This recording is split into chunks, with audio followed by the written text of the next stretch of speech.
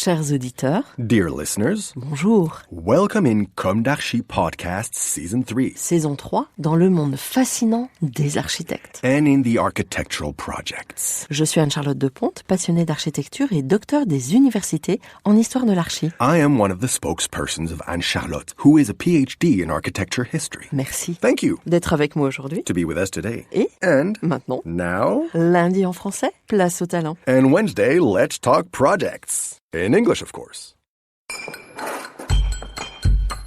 Bienvenue dans Comme d'Archi.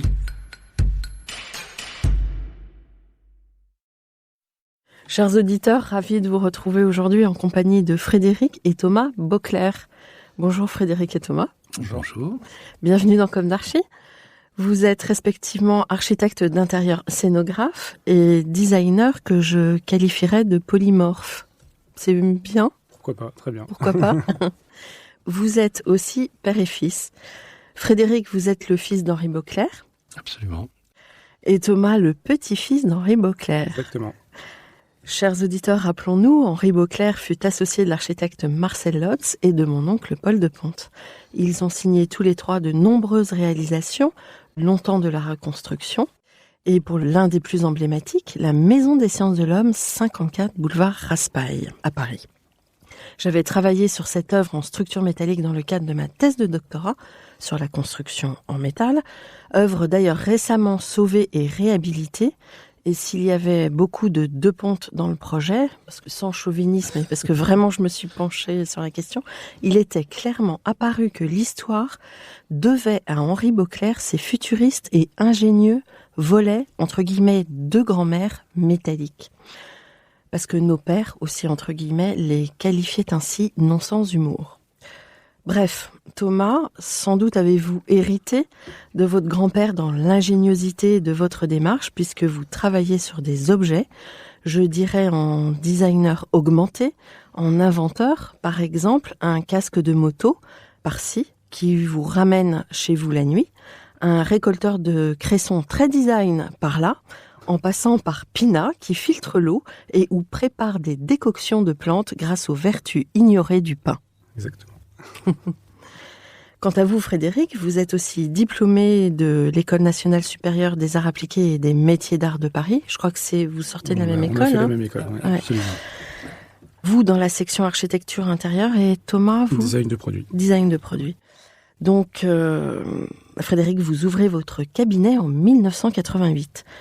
Après un passage en 1989 au sein de la direction des musées de France, vous vous spécialisez dans la scénographie d'exposition. Cette expérience vous ouvre une carrière passionnante dans de nombreux musées et palais nationaux. En 33 ans, vous avez conçu et réalisé plus de 280 expositions temporaires et installations permanentes, soit plus de 100 000 m² dans 112 lieux différents, aussi bien en France qu'à l'étranger, notamment au Canada et à Hong Kong. Vous réalisez la scénographie de plusieurs grandes expositions comme Sciences et Curiosités à la cour de Versailles, au château de Versailles, Fashion in Fashion au musée des Arts décoratifs de Paris ou encore Art Déco The France-China Connection à Hong Kong. Vous avez aussi à votre actif la galerie des Carrosses au château de Versailles en exemple de scénographie permanente. Dans chacune de ces réalisations, Frédéric Beauclerc, vous prenez le parti d'une architecture épurée, sculptée par la lumière et qui se veut au service de la beauté des œuvres exposées. Quand j'ai reçu votre book de presque 200 pages, je savais plus comment choisir, alors je me suis dit allons à l'essentiel. Alors, chers auditeurs, vous l'aurez compris, aujourd'hui nous faisons un pas de côté. Ici, la filiation nous emmène de la grande échelle vers la plus petite, de l'architecture à l'objet et à la précision, de l'innovation à l'histoire et vice-versa. Un numéro, somme toute, digressif et passionnant. Voilà. Ça vous résume ? C'est bien. C'est bien ? Bon, ben voilà, c'est fait. On s'en va. Non, pas du tout. Parce que, oui, qui dit grande échelle à la plus petite échelle, bien sûr, ça n'est pas... il n'y a aucun jugement de valeur, parce qu'on sait très bien que... C'est ça qui est justement qui est Moi, c'est intéressant. exactement Ouais. ça. Mais on va commencer par le début. Quels ont été vos parcours respectifs, votre jeunesse, où se sont ancrées vos envies d'architecture intérieure et de design? Quelles ont été vos études?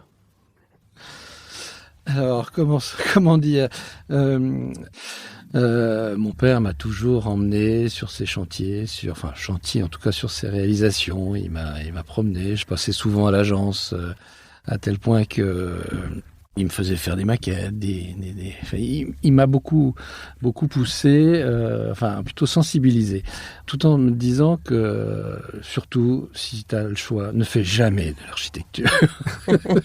Et ça, mon grand-père qui était peintre me disait, fais ce que tu veux dans la vie, mais sois libre. Alors, votre grand-père peintre, puisqu'on remonte dans les générations, c'était le père de votre père, de ma mère, de votre maman. Ma mère, oui. Et elle me disait, fais ce que tu veux dans la vie, mais sois libre. Ok, avec ça sous le bras, et une scolarité un petit peu, on va dire, le cancre parfait. Même si j'étais de l'école alsacienne, je peux dire que ça a été plutôt un désastre, à tel point que la seule chose qui m'intéressait, c'était le dessin et la mécanique, et je me dirigeais plutôt vers une voie d'ingénieur mécanicien. Je voulais faire des moteurs de Formule 1, enfin bon. Et puis, évidemment, il fallait un niveau de maths très élevé que je n'avais évidemment pas. Donc, je me suis résigné, ce qui m'empêchait pas de bricoler beaucoup. Mon père, un peu effaré par le désastre, me disait, finalement, qu'est-ce qui te plaît dans la vie ? C'est créer des choses et les réaliser, si possible, avec tes mains. Bon, pourquoi pas. Et puis, un ami de mon père, qui s'appelait Wojanski, mais Robert, le peintre, qui était professeur aux arts appliqués au métier d'art, Olivier de Serres, m'a fait visiter l'école. Et là, une révélation, je me suis dit, ça y est, c'est là qu'il faut aller. Et alors on m'a dit, okay. Alors, je dis, comment fait-on ? Il faut signer où ? Partons. Là, il fallait passer un concours. Le concours des arts appliqués était quand même assez costaud. Et on m'a dit, écoute, si tu arrives dans les premiers, Retrouvez l'intégralité de cet épisode sur Apple Podcast, Acast, Deezer, Spotify.